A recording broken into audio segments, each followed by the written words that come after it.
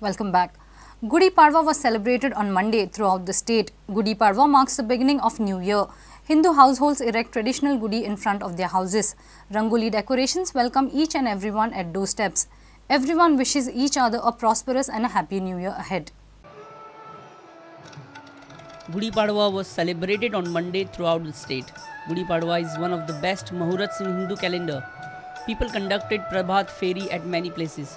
On Gudi Padwa, a Gudi is prominently displayed in Hindu households.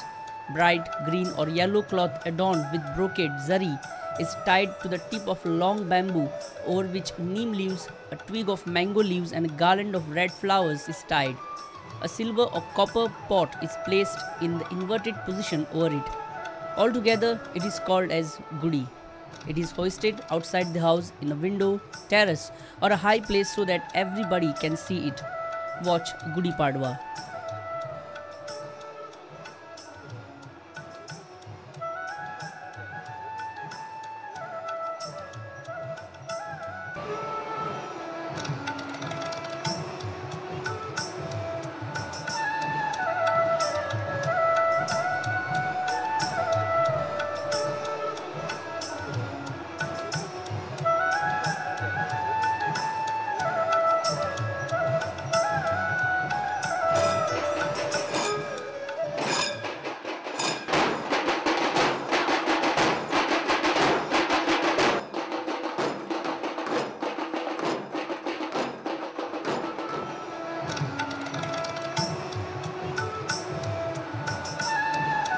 Bureau Report, Prudent.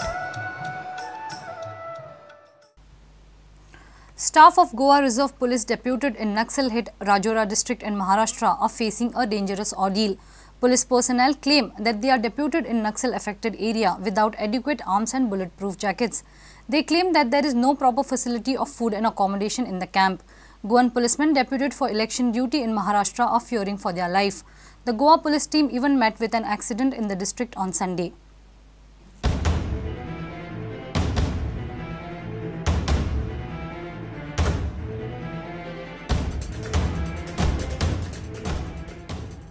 This is Rajoura district in Maharashtra. It is a Naxal-hit sensitive area.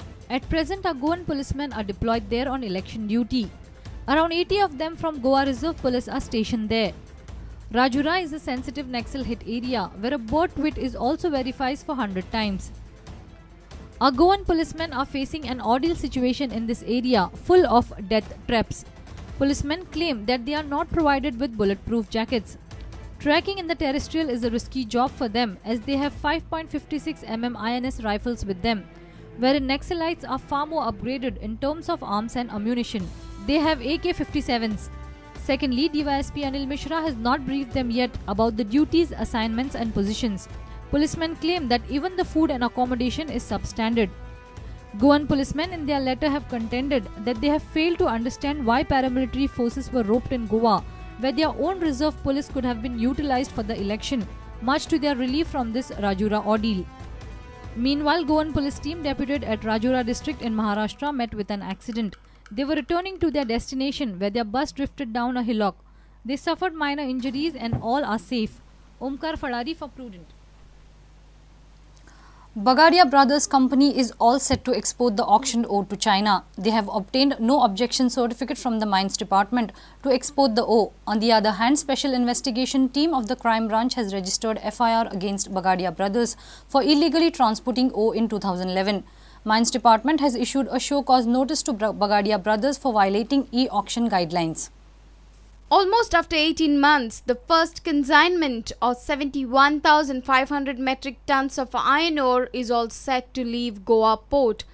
Directorate of Mines and Geology Department has issued a no objection certificate to traders Bagadia Brothers Private Limited to export the ore to China.